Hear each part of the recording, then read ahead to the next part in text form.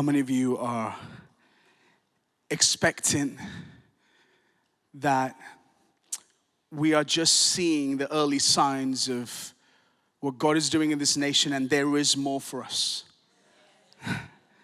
Didn't think that that would take lots of convincing in this room.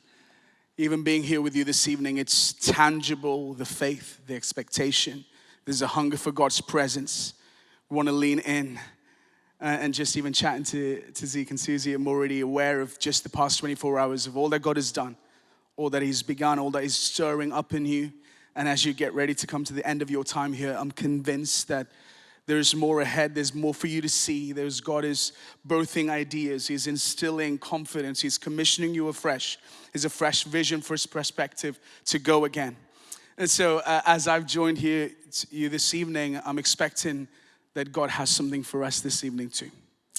And again, what a delight to be with you. Like introduced, part of Fusion. If you don't know Fusion, Fusion's a student mission movement, passionate about seeing every student in this nation find hope in Jesus. And we want to see them get plugged into a local church in the city. We want to see every local church at the front line of seeing students welcome, love, and disciple. We're passionate about that. And I've been with Fusion for coming up to nearly 9 years and grew up. I'm a pastor's kid. Any pastor's kids in the house? Yeah, there might be a separate prayer spot for us. We need all the prayer we can get. I'm a pastor's kid, grew up in church. And if you're a pastor's kid, and my dad led a small Tamil Indian church. And in that, I was the drummer, the youth leader, the sound man, everything else in between. Whether I was qualified or not, I played the part. It's just what it was obligation rather than obedience. And that's kind of, I grew up in that. And grew up being dragged to church, and you had to be there. And I was born in Bahrain in the Middle East and moved to the UK when I was 11 years old to Liverpool. Liverpool's home. I know I was saying to Susie before, and she was like, "You don't sound like you're from Liverpool." I said, "Yes, because I've turned my accent off." Because if I turned it back on, none of you will understand what I'm saying. So grew up in Liverpool. Going to church. But you can be in church and not know God. You can serve Him and yet not have intimacy with Him. That was probably my story for most of my teenage years. In my final year of university, the God of this universe, the God of my parents, the God of this Bible, came out of these pages and stepped into my story and completely flipped my life upside down. He became real. More than stories I'd grown up with in Sunday school, He became my God. He became mine. And in that final year of university, being someone who, growing up in an Indian household, you have three options: a doctor, an engineer, or a disappointment. I chose the third. I studied to be a network engineer in my final year of university. Had an encounter with Jesus that changed the trajectory of my life. That means, clearly, as you can see, I am using my degree to full extent. I left uni in my final year of university because I'd encountered the King of Kings. And He invited me to an adventure with Him that has shaped the past 10 plus years of my life. And that's looked like being a youth leader, leading young people, investing in students. And through my role at Fusion, championing and calling the church to be all in for what God is doing with this next generation. And before I get into the word tonight, can I start by saying this? Thank you. Thank you as youth leaders in this nation for all that you do. We in Student Mission Field inherit your good work. We see students turning up as freshers, awake, sensitive to the Spirit, all in for Jesus because of your investment. So I want to start tonight by saying thank you for all that you do. Sometimes you get to the end, when that young person gets to the end of their time with you and you go, there they go, they fly the nest, what happens to them? Can I tell you, your investment in young people today shapes the future of our campuses tomorrow. And these people on our university campuses now are the culture shapers of 5-10 years. They're our future politicians, our engineers, our creatives, our athletes, our policymakers of the future. And in our university campus now, we're meeting students who are open, hungry for God, unlike any other time. And you're seeing this too. And so I'm expecting that collectively in this room, I'm with a people who are believing that there's more for us. That we're not content by what we're hearing. We're hearing stories. We've got testimonies bubbling. And like Zeke was praying, these are just early signs, glimpses. Let's not get satisfied. There's more for us. And so as you come to the end of your time here, I almost want us to leave here commissioned afresh to go for what God has for us. Does that sound like a plan? Come on. I want to start by telling you a story. A few years ago, speaking at one of the summer festivals, I finished speaking main stage to an auditorium full of young people, and I was walking the grounds and just heard someone shout my name. Aaron, Aaron. I was like, oh. And I turned around to see this kind of old woman just walking towards me. She introduced herself, said, my name is Marianne. I was like, hi, Marianne, great to meet you. And the next words out of her mouth broke me, led me to tears. And she said, Aaron, you're an answer to a 51-year prayer.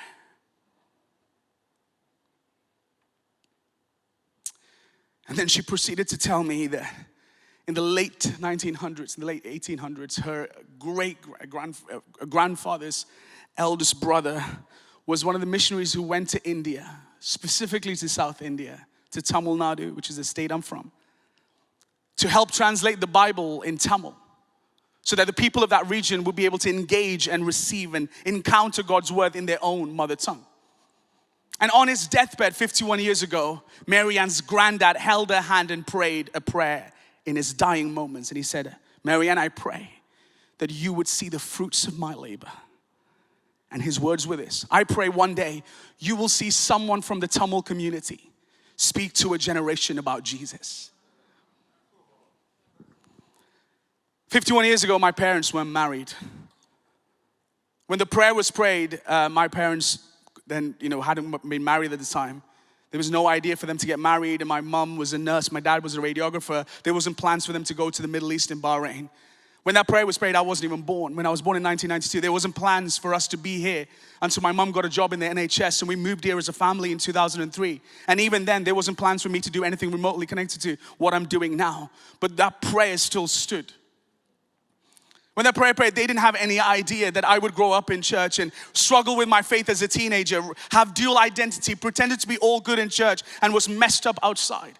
When they prayed that prayer, they had no idea that I would have to come to university, struggle with my faith, live this dual life, but encounter Jesus in my final year of university. When that prayer was prayed, they didn't realize that I will turn down a degree and a job in IT to say yes to an adventure with Jesus.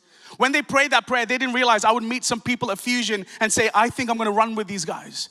When they prayed that prayer, they didn't realize that I would one day be invited to speak in a youth conference, to stand in front of a room full of young people and say, Jesus loves them and there has a plan and a purpose for their life. 51 years ago, prayer was prayed. But that prayer outlasted generations. And can I tell you, there's power in our prayer that is beyond this room. I want to tell you today, you are an answer to a prayer people have prayed long before you've arrived on the scene. And I'm daring for us to pray bolder prayers that will outlive us. The move of God that God is calling us to steward is a generational move.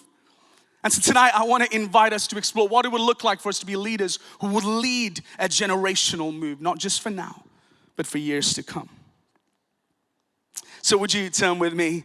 The scripture is going to come up on the screen to 1 Chronicles 22:5. 1 Chronicles 22, verses 5. And it says this: David said, my son Solomon is young and inexperienced. And the house to be built, the house being the temple of the Lord, the house to be built for the Lord should be of great magnificence and fame and splendor in the sight of all the nations. Therefore, I will make preparations for it. So David made extensive preparations before his death. David realizes Solomon is young and inexperienced. David realizes there is an inexperience in Solomon for the mandate and mission that God has for Solomon. And David's response to that is to say, I'm going to make extensive preparations for it today. David, it says, the words end by saying, David made extensive preparations before his death. Some translations say until his death. I'm struck that Solomon is the one who's commissioned to build the house of the Lord, the temple of the Lord, that is of great splendor and magnitude for all the nations to come and see. But David acknowledges that Solomon isn't quite the finished article yet. doesn't quite have it together. Maybe it reminds us of some of the young people that you're ministering with. There was a great call on their life. God has a plan and a purpose. When you look at them, you can see what God has spoken over them and all that they are to do. And yet we can see at times the inexperience. And David's response here isn't to say, well, hopefully he'll figure it out. David's response was to say, I'm going to make extensive preparations for something that I will never step foot into.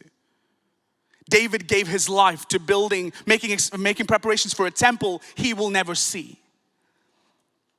David responds in a way that wasn't how someone responded to him when he was a young person who was young and inexperienced.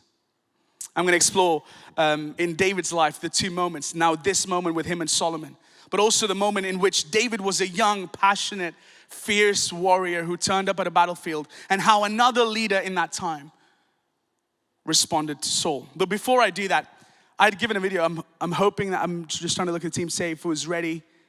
Yes, there we go. So I've got this video on the screen. Before we play, let's just hold that for a second. Yeah, before this plays, this is going to make sense in just a second, but I've got a bit of a game for you. I need you to dial in now, focus on the video. I'm going to ask some questions based on the video. Does that make sense? So you better get your notepads out, make the most of the details, write down everything you see. Some questions are coming. Is that okay? Okay, let's cue the video. The existing world record. We see Gay and Blake exchanging pleasantries there. I wouldn't say that was too pleasant. Or glares. And there's the anchors, Bolt and Bailey. And Bailey's in his first Olympic Games, his first U.S. team. And here he is, anchoring against the world's fastest man. Has to be an intimidating sight to look to your left and see Usain Bolt. Certainly would intimidate me.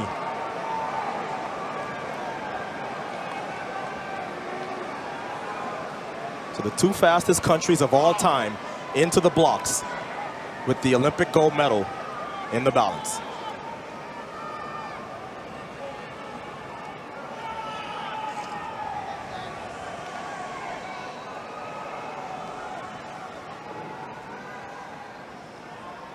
Set. And there's the gun. Carter for Jamaica, Timmons for the U.S. Here comes the first baton exchange. Justin Gatlin takes the baton for the United States. And both of those passes weren't the best, but you have to think the U.S. has a little bit of a lead here, Tom. Gatlin has done the job down the back stretch. Here's Tyson Gay for the U.S. Johan Blake for Jamaica. It's the U.S. and Jamaica right together. Here come the anchors. It will be Usain Bolt against Ryan Bailey. And here's Bolt and Bailey side by side through the home straightaway. And Bolt edges ahead. Bolt pulling away. Across the line, Jamaica, U.S. world record.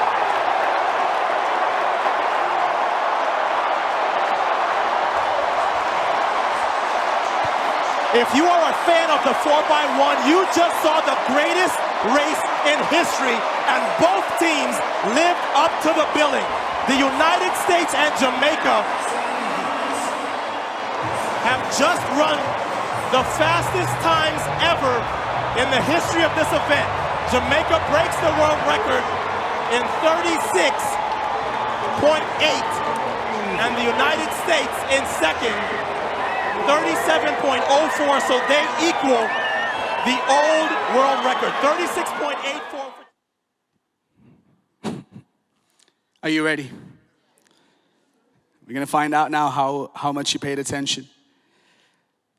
Right at the start, we saw Usain Bolt, and he had a number on his back. What was the number? Come on. Straight in. I wanted to start off easy. America were occupying lane number. Well done. Good, okay, fair enough. The two nations that were battling out towards the end were, well done. Easy. I'm starting off easy for you. It's good. Here we go. Let's turn it up a little bit. The old world record before they crossed the race was?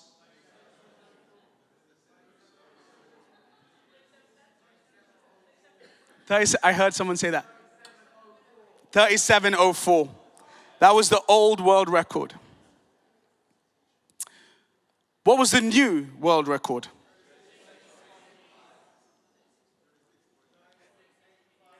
85, no. 86, no. 84, no. 80, yes. 36:80 was the new record.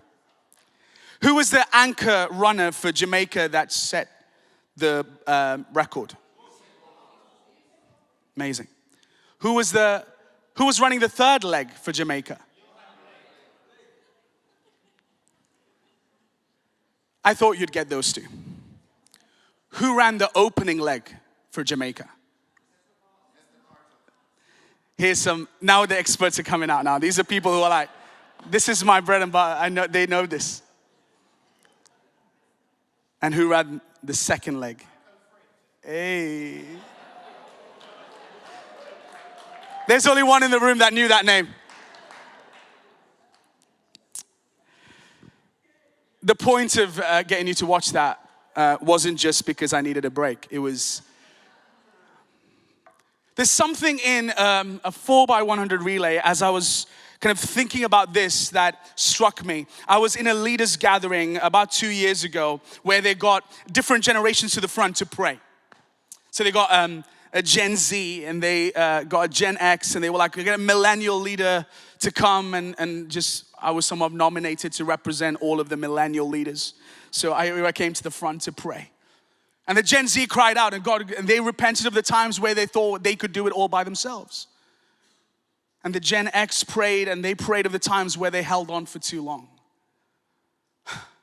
And as I took the mic to pray, these words came out of my mouth. God, what I was slow to inherit, will I be quick to give away? God, what I was slow to inherit, will I be quick to give away? And I had this image of a relay race and acknowledging that we are in a race in this moment. And can I tell you, whatever way you feel about your role in this moment, the baton is in your hand. You are running the race. Now, except the one or two keen enthusiasts in the room, most of you would not have told me the names of the first and second leg runners. Maybe you could have told me Johan Blake just because he was good and handed over to Usain Bolt. But everyone knows Usain Bolt's name. Usain Bolt is the one that was on the headlines of every national newspaper and BBC article. The photo finish moment is for one person. But there was work done by 3 other people, often unseen.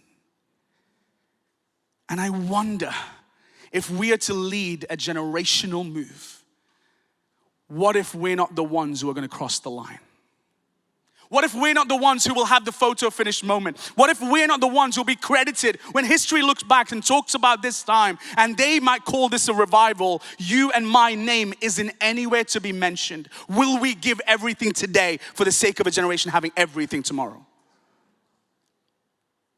The thing about a relay race is this. I need 2 volunteers. Come on, one. Yeah, right at the back. Come on. Yeah. I'm just going to give you a heads up. You're going to need to run. It changes it now. He's going to back out.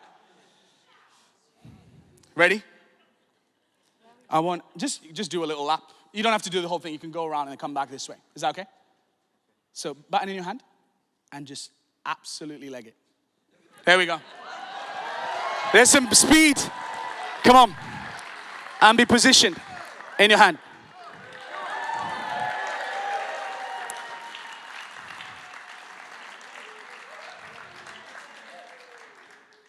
Amazing. I want you to stay there for a moment. The thing about a relay race is this. I'm going to name you the next generation that is running the race. You're going to run the final leg. You're going to represent all of us in this room who are the youth leaders of now, who are running the race. Because we think that the next generation are the ones who are going to inherit all of it, if he or you and me today put the baton down now, we are disqualified. If we are to say, I want the next generation, the young people you and me minister to, we want them to see all that God has, you can't drop the baton now.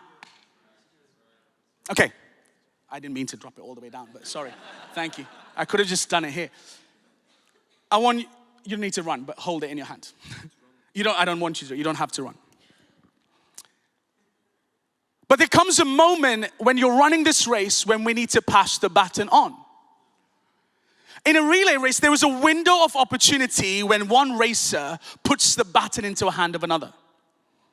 Now, the thing about that moment is this. Give it away too early, you are.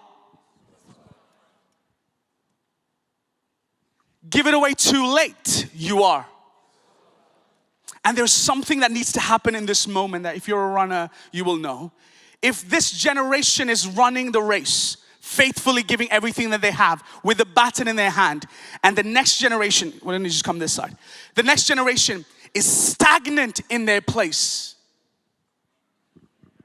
Come on. If they stand static to receive, if you notice, as they begin to see one runner come, they begin to run. Do you know what happens in this moment where the passing of the baton happens? One generation is running with the hand behind. Just keep your hand at the back. Have it open. There you go. This generation isn't focused on receiving what's coming. They are commissioned to go for what's ahead. But the mission of this next generation isn't where is the finish line, it's how well do I pass on now. The only focus for us right now is how do we put the baton into the hands of the next people well. But for that, they need to be running well. And for that, we need to be running well. The thing that is the sweet spot of this is that both generation is running at the same pace. We raise up disciples to run after Jesus. That's the hand of whom we put the baton in. Thank you so much. Give them a hand. Thank you. We are living in a moment where we have the baton. You are leading this time. You can go, God, why me? We're all asking the question. Why me? How do I do this? The question isn't why me. The question is what now? The question is, God, what does it require of me? And can I tell you what it doesn't require of you? Let's turn to 1 Samuel 17:32. I'm going to get through this. 1 Samuel 17:32-40. Let me give context. Very, very familiar passage. It's David and Goliath. It's the battle. And here's the moment where young David rocks up with enough zeal for all of the army of Israel. And here's where we find ourselves. David said to Saul, let no one lose heart on the account of this Philistine. Your servant will go and fight him. Saul replied, you are not able to go against the Philistine and fight him, for you are only say it, you're only and he has been a warrior from his youth. In other words, he's got more experience than you. But David said to Saul, your servant has been keeping his father's sheep. When a lion or a bear came and carried off the sheep from the flock, I went after it, struck it and rescued the sheep from its mouth. When it turned on me, I seized it by its hair, struck it and killed it. Your servant has killed a lion, both the lion and the bear. This uncircumcised Philistine will be like one of them because he has defiled the armies of the living God. The Lord who rescued me from the paw of the lion and the paw of the bear will rescue me from the hand of the Philistine. Saul said to David, go and the Lord be with you. Now, let's pay attention to this. Then Saul dressed David in his own tunic. He put his coat of armor on him and bronze helmet on his head. David fastened the sword over his tunic and tried walking around because he was not used to them. I cannot go in these, he said to Saul, because I'm not used to them. So he took them off. Then he took his staff in his hand, chose 5 smooth stones from the stream, put them in his pouch of the shepherd's bag, with a sling in his hand, and approached the Philistine. Story you're really familiar with. Now, there's so many parallels between this and the scripture we read at the beginning. David and Saul and David, David and Solomon. David is young here, and Saul is aware of that and names it. You can't go and fight because you're young and inexperienced. The Philistine, he's a warrior from his youth. You can't do this. David acknowledges Solomon is young and inexperienced, and the work he has to do about building the temple is too great for him. both of them acknowledge the inexperience of their counterpart. Saul's response is to give David his armor. David's response was to give Solomon his surrender. Saul gave David his best strategy. David gave Solomon his entire life to prepare for what Solomon will do. Can I tell you, the best thing you can give in the hands of the people you leave isn't your best strategy that's worked for you today. Isn't your armor that you fought battles with, isn't your sword, isn't your helmet, it's your surrender. It's your whole life that says, I will give everything I have, whatever that looks like, for the sake of you seeing all that God has for you. That is what is required in this moment. David, when he was young, was faced with a leader who saw his inexperience, but his offering to him was his best strategy, what he was used to fighting with. But David's response to Solomon was to say, I'm going to give everything I can now to lay the groundworks for you to be the one that builds on this. For you to be the one that steps into all that God has for you.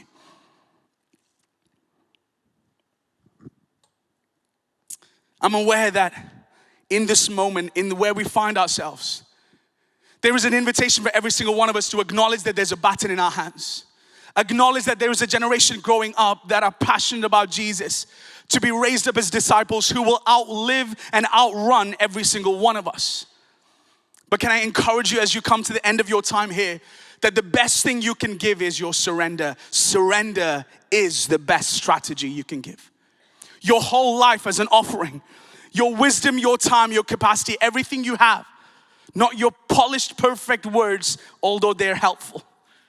The best thing we can give is our life as whole life disciples for Jesus, committed in the way of the Lord, and saying, I will give everything now so that you can see everything that the Lord has for you. Can I acknowledge it right now? We can get excited about the quiet revival and all the stats happening around us. But if we don't steward this time well, number one, we back out too soon. We will watch this crumble in front of us. Number two, we hold on for too long. We'll watch this crumble in our hands. The invitation today isn't to build another thing that we need to navigate. It's to give everything for the sake of the young people we're leading so that they would be disciples of Jesus decades after we're in the picture. I'm in a room full of people who've given lives, who've given decades, years for the sake of the young people you're leading. Can I tell you, your surrender is the best strategy you have. Your yes to Jesus over and over again is the best strategy you have. So as I come to land, I want to tell you, as to sum this whole thing up, in this moment, in this room, there's a baton in your hand. I want to look at you and say to you, lead in this moment. Your voice is needed. Your leadership is needed. The way you turn up week after week is needed. Your young people, whether they see it now or not, are going to be better off because of it today. Run with conviction and compassion. That's what's needed in this moment. Run the race that God has for you well. Go for it. But let's also acknowledge this isn't about us. What if we were to be the ones who are running the second or third leg? I'm not saying once you pass the baton, you opt out. God, in His kindness, has lots of other things for us to be doing. But what I am saying is this. There is coming a moment when this generation is going to step up and they're going to need some people to run alongside and be pace setters. They're going to need some people to look at and go, I want to run like that. Let's become examples of the way we lead, love, and disciple a generation to be all in for Jesus. Because in this moment, the baton is in our hands. Hey, give it away too soon. Opt out now, we lose. We lose this race. Drop the baton, back out, disqualify yourself because you think, I don't have anything to give. We lose this race. Give it away, hold on for too long. We lose this race. There comes a moment when a generation is going to be running side by side because we're raising up disciples. And in that moment, let's be bold enough to put the baton in their hand and cheer them on as they pursue all that God has for them. This is a moment we are in. You are leading in this time and you are needed in this moment. So I want to say to you as we come to the end of this time, what does it look like for you to give everything that you have for the sake of a generation inheriting all that God is giving them.